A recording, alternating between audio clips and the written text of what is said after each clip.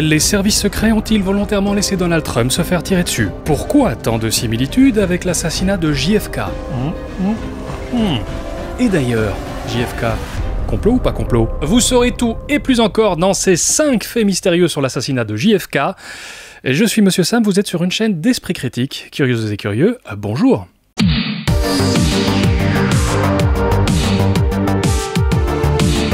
Ce samedi 13 juillet 2024, le peut-être futur ex-président américain Donald Trump a échappé à une tentative d'assassinat lors d'un meeting de campagne électorale. Et bien sûr, les théories du complot n'ont pas tardé. You are fake news.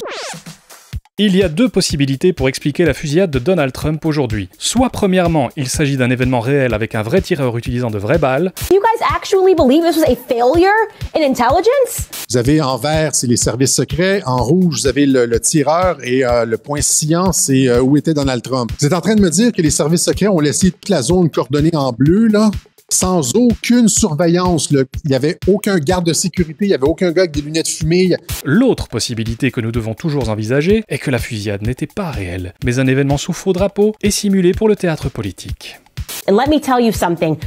The Secret Service, there is no person that can get around the perimeter of the Secret Service where Donald Trump is without them being aware of it. Ce qui est étonnant, c'est que vraiment personne n'ait vu ce tireur monter avec son flingue, s'installer gentiment, comme dans une fête foraine. Et ça, par contre, il y a quelque chose véritablement qui m'échappe. Chaque fois que les forces spéciales sont en opération sur le terrain, ils ont toujours ce qu'on appelle un Overwatch. Il va y avoir un drone qui va voler genre à 2 km. Là. Il n'y a pas juste genre une petite madame grassouillette avec son pistolet là, qui va protéger le président. C'est lui qui s'abaisse. Mais normalement, c'était le rôle de l'évacuateur, ça. De plaquer au sol. Oh, le mec, il se cache. Il change de métier, à mon avis. Il va descendre plutôt que d'aller au contact. That person was allowed to scale that roof. Et avec un bâtiment à surveiller, il l'a pas été. Ça, j'arrive pas à comprendre. Franchement, c'est quelque chose que voilà. Tim Robbins répond au conspirationniste qui lit son film à la tentative d'assassinat de Donald Trump. Dans le film, le candidat Bob Roberts met en scène une fausse fusillade contre lui-même pour remonter dans les sondages et remporter l'élection. They're trying to now tell us that common sense is a conspiracy. That is the new thing that they're trying to tell the public. Common sense is a conspiracy. Et tout ça, c'est juste un petit aperçu moins d'1 semaine après les faits. Mais moi j'ai une autre hypothèse à vous suggérer. Et pas sur la tentative d'assassinat, hein, rien à voir. Imaginez que le tireur ait réussi son coup. On en serait à quelle quantité de complot aujourd'hui? La question elle est vite répondue. Impossible de répondre rationnellement à cette question. Je ne suis pas en mesure d'imaginer les théories du complot qui naissent dans un monde où une tentative d'assassinat a fonctionné. Et il n'y a que lorsque ça se produit que l'on peut observer ce qui se passe. Mais peut-être dans l'histoire, cela s'est-il déjà produit? Oh mon Dieu, cette transition est parfaitement dingue. President Kennedy died at 1 p.m. Central Standard Time.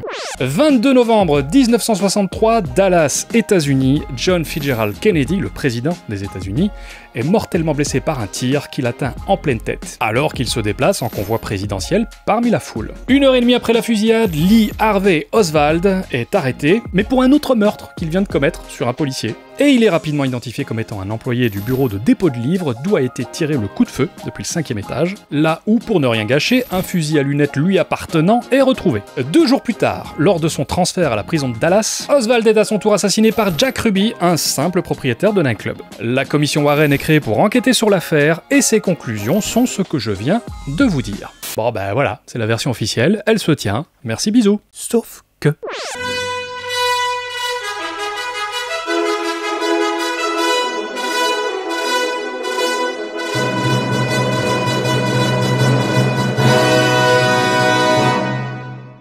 Oswald travaillait pour un ancien du FBI. Aucun agent du service secret n'entourait la limousine. Tous les témoins qui déclaraient plus de 3 coups de feu ont été écartés par la commission Warren. Oswald n'a jamais eu droit à un avocat. La voiture n'avait pas le droit de prendre ce tournant sur la route. Le dossier militaire d'Oswald a été détruit. Pourquoi un homme à proximité du cortège a-t-il ouvert son parapluie pile au moment du coup de feu alors qu'il faisait plein soleil? Le témoignage de Jackie Kennedy restera secret jusqu'en 2039. Le shérif a vu monter Oswald dans une voiture avec 3 hommes après les tirs. Oswald affirme qu'il est victime d'un photomontage. Le cerveau du président a disparu. Les sans-abri présents sur place étaient tous étrangement bien habillés. La commission Warren ne s'est appuyée que sur l'enquête de la CIA et du FBI. S'il a été touché par l'arrière, pourquoi sa tête part en arrière à l'impact? Oswald avait un appareil photo d'espion chez lui. Des photos de l'autopsie ont disparu. La CIA avait un dossier 201 sur Oswald, un dossier souvent réservé à leurs agents. Les enregistrements téléphoniques d'Oswald ont été détruits. Ok, stop. On va pas débunker JFK maintenant. Ça, c'est l'exemple typique de millefeuille argumentatif. Une quantité astronomique d'indices qui pointent tous dans une direction, sauf que pris séparément, ils sont tous un peu faibles. Mais est-ce que tout peut être faux ? Bien sûr que tout peut être faux. Laissez-moi vous prouver définitivement que si, il peut y avoir beaucoup de fumée sans feu. Toutes les théories du complot sont soutenues par un millefeuille argumentatif, c'est-à-dire une quantité astronomique d'indices convaincants qui semblent prouver la même chose. Mais vous êtes d'accord que toutes ne sont pas vraies ? Voilà, en fait, vous saviez déjà que tout peut être à la fois convaincant et faux. C'est bien la preuve qu'un millefeuille argumentatif peut être intégralement faux. Alors soit vous pensez que toutes les théories du complot sont vraies, soit vous acceptez qu'il est possible que absolument tout soit faux dans une théorie. Et ce pour la simple raison que tous ces petits arguments pris indépendamment sont incapables d'invalider la thèse officielle. Oui, je sais ce que vous vous dites, mais je vais vous expliquer. En plus, mon ami le débunker des étoiles s'occupe déjà du sujet. Et lui, quand il s'occupe d'un sujet sur sa chaîne, il en fait copieusement le tour. Allez lui faire un petit coucou de ma part si vous voulez du débunk dans le détail. Ah oui, non, mais il vient justement de commencer un diptyque sur JFK. Le lien est là. Non, moi je vais vous proposer un autre exercice. Et vous avez vu la durée de la vidéo, c'est pas possible. Comme vous le voyez, une tentative d'assassinat, ratée ou réussie, ça fixe un moment de l'histoire. Un moment de l'histoire qui va être passé à la loupe. Mais la loupe, sa mère! Et notre petit cerveau, quand il cherche à résoudre le mystère qu'il a sous sa loupe, il cherche tout ce qui peut produire du sens. Du coup, tout naturellement, à chaque fois qu'il repère un truc qui est pas normal, il se demande si ça serait pas l'indice de quelque chose. Et c'est pas déconnant, mais c'est pas suffisant. Un homme étrangement familier sur une photo, c'est peut-être Oswald dans la foule avant le meurtre. Une personne tape une crise d'épilepsie pile à ce moment-là, c'est peut-être un complice qui tente de détourner l'attention. Le cerveau, il y a un truc qu'il réalise pas. Et c'est ce truc-là qui change absolument tout. Ce truc, c'est comment, en permanence, à chaque instant de la journée, partout, tout le temps, qui qu'on soit où qu'on soit, il y a des choses pas normales qui se passent. D'habitude, on fait pas gaffe, mais quand un événement concentre l'attention de tout plein de cerveaux qui cherchent ce qui n'est pas normal, vu qu'il y en a tout le temps des choses pas normales que le cerveau ne voit pas, les petits cerveaux qui cherchent, ils se retrouvent submergés de trucs qui sont pas normaux. Et pour donner du sens à tout ça, ils tentent de faire des connexions entre les trucs. Ce qui, bien entendu, ne marche jamais, non je déconne, en fait, ça fonctionne à tous les coups. Donner du sens à des choses qui sont sans lien entre elles, c'est toujours possible. Toujours. Ce n'est qu'une question d'imagination. Pour autant, et c'est ça le piège, ça ne nous éloigne ni ne nous rapproche de la vérité, il n'y a pas de raison. On se construit juste une image plus crédible. Et l'arnaque, elle est là. Plus crédible, ça ne veut pas dire plus proche de la réalité. Plus crédible, ça veut dire plus proche de quelque chose qu'on serait prêt à croire. Vous avez vu comme je synchronise mon sourcil avec mon doigt ? Amis et amis, la différence entre crédible et vérifié, c'est le nerf de la guerre sur cette planète. Et je pèse mes mots. C'est ça qui fout la merde, partout, tout le temps. C'est à la base des guerres politiques, c'est à la base des guerres de religion, c'est à la base des guerres sociales, c'est à la base de toutes les guerres. Oui, je suis intimement convaincu que si on se remplissait le cerveau avec des choses vérifiées plutôt qu'avec des choses crédibles, ça irait mieux. Vous voyez ces images ? Alors en fait j'ai pris une vraie photo et je l'ai coupée en deux et j'ai demandé à une IA de m'inventer la moitié manquante. Comme ça pour deviner ce que Tricotine, le chat de Seb de la chaîne Vous avez le droit, est en train de renifler. Donc à partir d'un indice tout moisi comme ce morceau de truc, l'IA a dû deviner la vérité. Est-ce une cartouche de jeu vidéo provenant d'une contrefaçon de Mega Drive, fondue au soleil et rafistolée au scotch noir? Est-ce que c'est un paquet de pralines belges que Sébastien de la chaîne Vous avez le droit planqué sous son coussin rubis du meilleur goût? Ou bien sont-ce encore les restes d'une grenouille bouillie qui s'est collée de la barbe à papa sur tout le bide et qui tape une sieste sur le coussin soyeux de la banquette arrière? La vérité vous sera révélée en fin de vidéo. Ces trois images ont beau être complètement fausses, elles restent pourtant intelligibles. Je veux dire, par exemple, c'est pas ça quoi. Et si j'en générais une très grande quantité, on pourrait même voir que certaines sont plus crédibles que d'autres. Vous finiriez même peut-être par vous dire que certaines sont plus proches de la vérité, que vous ne connaissez pourtant pas, en les classant un petit peu comme ça. Et pourtant, il n'y a qu'une seule véritable image. Et oui, tout ceci est une métaphore qui va m'aider à montrer comment se développe une théorie du complot, vous l'avez deviné, c'est bien. Donc, curieuses et curieux pour l'exercice et pour le fun, je vous propose un petit top 5 des bidules que j'ai trouvé sur l'assassinat de JFK, du plus barge au plus crédible. Vous verrez que ça donne un certain éclairage sur ce qui se passe avec Trump. C'est la faute aux extraterrestres. Dans son livre Behold Pale Horse, c'est tiré de l'Apocalypse et voici un cheval blanc, Bill Cooper, ancien de la marine américaine, révèle les informations cachées au public qui étaient conservées dans des dossiers gouvernementaux ultra secrets depuis les années 40. Documents qui lui ont permis de prédire, excusez du peu, la chute du rideau de fer, la chute du mur de Berlin et l'invasion du Panama. Cooper y développe des théories qui couvrent un éventail suffisamment large pour englober le protocole des sages de Sion, un complot visant à établir des camps de concentration, le complot international du sida, les liens entre les juifs et les Illuminati, la collusion de l'église satanique avec le renseignement américain, les implants et le vol de fœtus par les extraterrestres. Il révèle l'existence d'une base secrète sur la face cachée de la Lune qui intéressait beaucoup JFK. Et oui, c'est pour ça qu'il a voulu aller sur la Lune, qu'il n'a pas été sur la Lune, enfin il voulait quand même y aller, mais il n'a pas été en vrai. Et c'est pour ça qu'il a été tué. Non, les extraterrestres n'utilisent pas d'armes à feu, c'était un simulacre réalisé à l'aide d'une bonbonne de gaz sous pression. C'est le chauffeur de la limousine qui l'avait. Tout ça parce que JFK s'apprêtait à révéler les collusions entre Washington et les extraterrestres. Bon alors vous l'aurez compris, ça c'est vraiment une hypothèse que je classe loin dans mon échelle de crédibilité. C'est un peu comme si vous vouliez me faire croire que ça, c'est une vraie photo, parce que ça connecte plein de photos incomplètes. Ah, et pour me convaincre, il va falloir des grosses preuves qui tâchent. Bah vraiment des grosses preuves. C'est pas suffisant de dire regarde ça s'assemble donc c'est probable. Allez, on passe à la suite. C'est la faute à l'hypnose. Les années 60, c'est une période de l'histoire où on s'intéresse pas mal à tout ce qui est manipulation, contrôle, programmation mentale. C'est la période pendant laquelle la CIA mène son tristement célèbre projet MKUltra. Ah oui, pile au moment de l'assassinat, ils sont occupés. Vous savez, c'est ce truc où on testait toutes sortes de stupéfiants, comme le LSD, de toutes les façons possibles et imaginables sur des gens. Des soldats, des patients d'hôpitaux psychiatriques, et sans les prévenir, et sans leur consentement. Bah oui, il faudrait pas que ça biaise les résultats. Voilà, là vous avez un vrai complot. Pas très étonnant dès lors que certains en viennent à se demander si toutes ces petites zones d'ombre ne pourraient pas s'expliquer par le fait qu'Oswald ait été manipulé mentalement sous hypnose. Et quand on cherche confirmation, on trouve toujours confirmation. Après tout, des examens psychiatriques antérieurs ont décrit Oswald comme étant émotionnellement perturbé et immature. Non mais ça le rend plus susceptible à l'influence et à la manipulation mentale. Certains n'hésitent pas à faire le lien entre une hospitalisation d'Oswald en Russie en 1960 et l'implant de contrôle mental qu'il aurait pu y recevoir. Ah mais ça expliquerait très bien certaines de ses actions, comme tous ses voyages soudains, ses affiliations politiques changeantes, et puis ses déclarations contradictoires. C'est quand même plus cohérent d'imaginer que ce soit le résultat de manipulation mentale que ses décisions rationnelles. Et voilà, vous voyez, quand on regarde trop à la loupe une histoire humaine, on finit par se poser des questions du type « Est-ce que c'est bien normal que le mec change d'avis, parte en voyage, soit incohérent, etc., etc. » La personne ne s'est pas comportée de la façon dont on s'attend à ce qu'elle se comporte, c'est peut-être l'ombre d'un complot. Sauf que cette méthode, on l'a vu, elle conduit à faire ça. Et la logique qui est un peu laissée pour compte dans tout ça, c'est qu'une personne qui est incohérente, changeante, qui a de l'impulsivité, bah c'est un truc quand même assez commun, alors qu'une personne qui se tape des implants pour manipulation mentale, c'est un petit peu plus exotique. C'est la faute à la mafia. Certaines sources, très sérieuses, suggèrent que la mafia aurait aidé Kennedy à gagner les élections en lui assurant des voix. Une aide qui, bien sûr, a été fournie en échange d'une certaine tolérance envers les activités illégales de la mafia. Mais, plot twist, une fois élu, JFK, ce qu'il a fait, et surtout son frère, le procureur général Robert Kennedy, ils ont lancé une campagne vachement agressive contre le crime organisé. Et pour appuyer cette théorie de l'assassinat de Kennedy par la mafia, il y a la connexion entre Lee Harvey Oswald, l'assassin de JFK, et Jack Ruby, l'assassin de l'assassin. Et oui, parce que Ruby, propriétaire d'un nightclub, avait des liens avérés avec la mafia. Il aurait très bien pu le tuer pour le faire taire, pour éviter qu'il révèle des choses sur la tentative d'assassinat de JFK qui a fonctionné. Mais même si c'est vachement moins déconnant que les extraterrestres, y a quand même des trucs qui collent pas. Après l'assassinat, Oswald a agi de manière désordonnée. Il a pris un taxi pour rentrer chez lui et il a tué un policier sur la route, avant de se cacher dans un cinéma où il se fait arrêter. Alors je suis pas expert en mafia, mais c'est pas exactement le comportement d'un assassin protégé par une organisation comme la mafia. Et puis Oswald,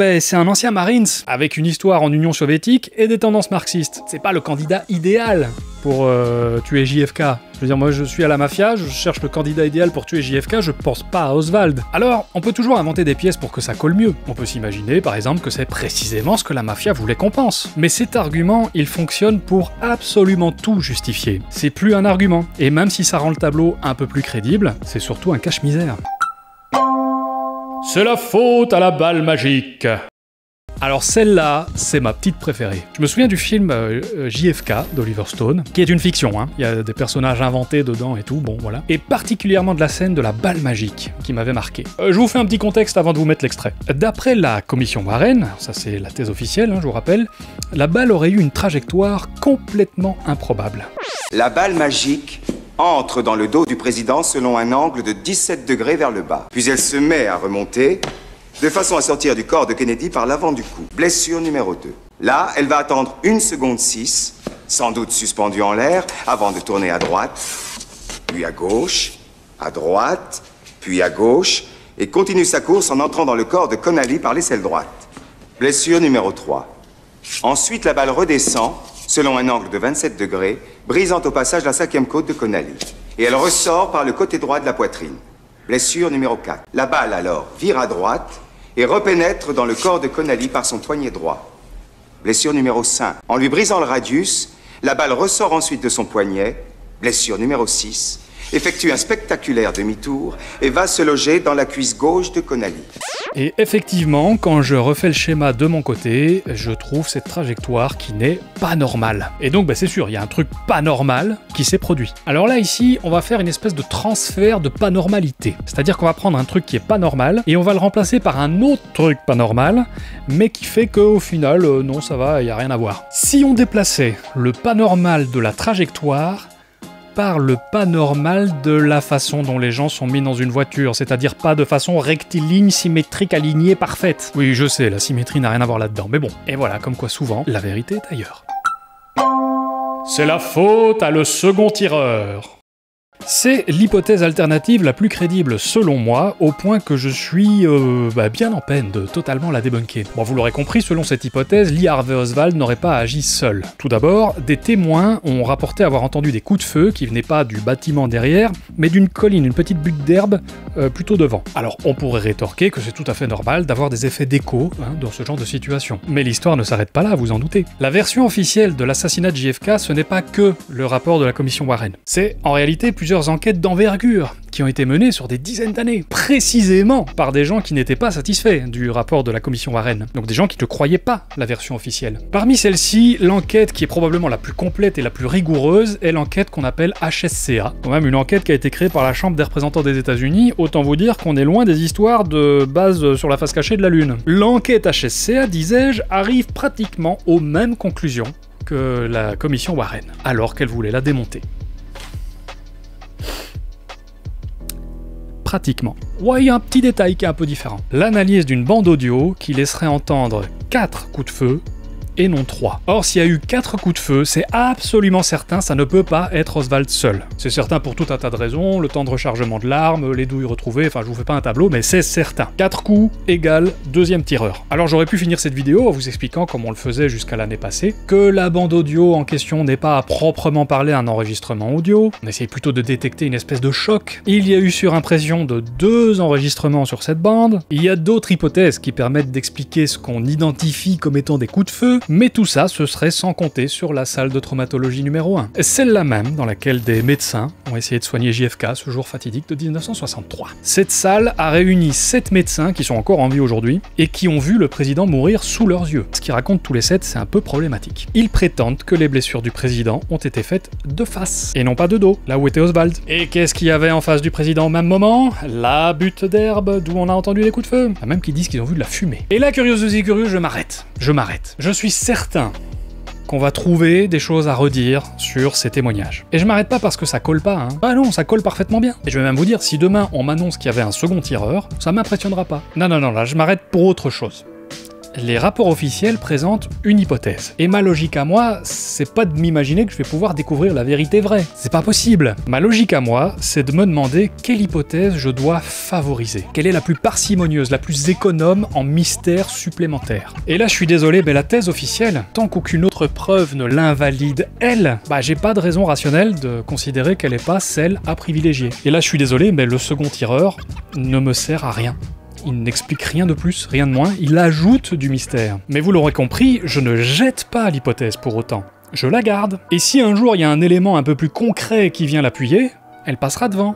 Si par exemple on avait retrouvé une douille sur cette colline d'herbe là, une douille de calibre je sais pas quoi, bah là j'aurais besoin du second tireur pour expliquer ça. Malheureusement le second tireur, tout ce qu'il fait c'est expliquer des témoignages. Et les témoignages, ce ne sont jamais que des indices, ce ne sont pas des preuves. Et c'est pour tout ça, curieuses et curieux, que quand je lis une théorie du complot dans laquelle je ne retrouve rien qui s'explique par des gens qui ont exagéré, des malentendus, des mauvaises interprétations, des gens qui se sont trompés, d'autres qui en ont profité pour faire parler d'eux, ou encore des gens qui ne savent pas tout parce que secret défense, et ben j'y crois pas. Bref, plus une théorie explique tout ce qui n'est pas normal, inattendu, par le complot, plus elle a de chances d'être fausse. Attendez, je vais vous la refaire à l'ancienne, ça fera plaisir à certains. Plus une théorie explique tout ce qui est inattendu par le complot, plus elle a de chances d'être fausse. Nous sommes ainsi faits. À chaque moment dramatique de l'histoire, les cerveaux humains, en fonction de l'intensité de l'événement, théoriseront des complots, comme je viens de vous le montrer là, de la même façon, avec la même logique. Pourtant, amis et amis, si un truc s'explique par la bêtise, par l'opportunisme, par la coïncidence, ou par l'erreur, le mensonge égoïste, ou même le droit au secret, eh ben c'est pas la peine d'invoquer un immense complot qui montre qu'en réalité tout s'est passé pile comme prévu. C'est pourtant ce que nos petits cerveaux qui fonctionnent bof ont tendance à croire, alors prenez bien soin de la méthode. Attendez, j'ai dit que je vous montrerai la vérité de l'image. Mais avant ça, curieuses et curieux, je vous invite à vous abonner parce que j'aime ça. Voilà, c'est dit. Je l'ai avoué. Alors franchement, chez les youtubeurs, personne n'ose l'avouer. On aime regarder ce chiffre augmenter, c'est tout. Et mettez-moi des pouces. Titre, dans l'unique but de respecter la tradition et la superstition du youtubeur, puisque personne n'a aucune foutue idée de l'impact des pouces sur quoi que ce soit. Et si vous trouvez que ce que vous venez de voir a de la valeur, ben n'hésitez pas à vous laisser tenter par un petit geste de soutien sur Tipeee, sur Paypal, et même en Bitcoin, bah ouais. Merci à celles et ceux qui le font encore après toutes ces années. C'est grâce à vous que je suis là, c'est grâce à vous que je continue. Alors l'image, elle affichait quoi? Tadam! Et oui, elle dissimulait une sponsor pour mon propre livre.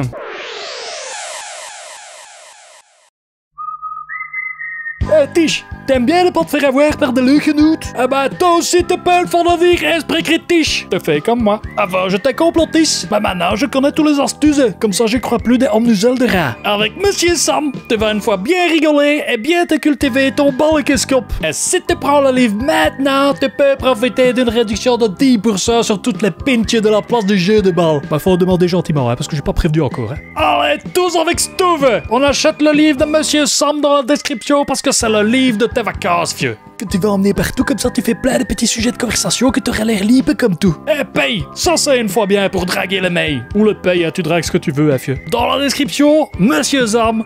Bon, le 10% pour les pinches, on voit quand on se voit, hein.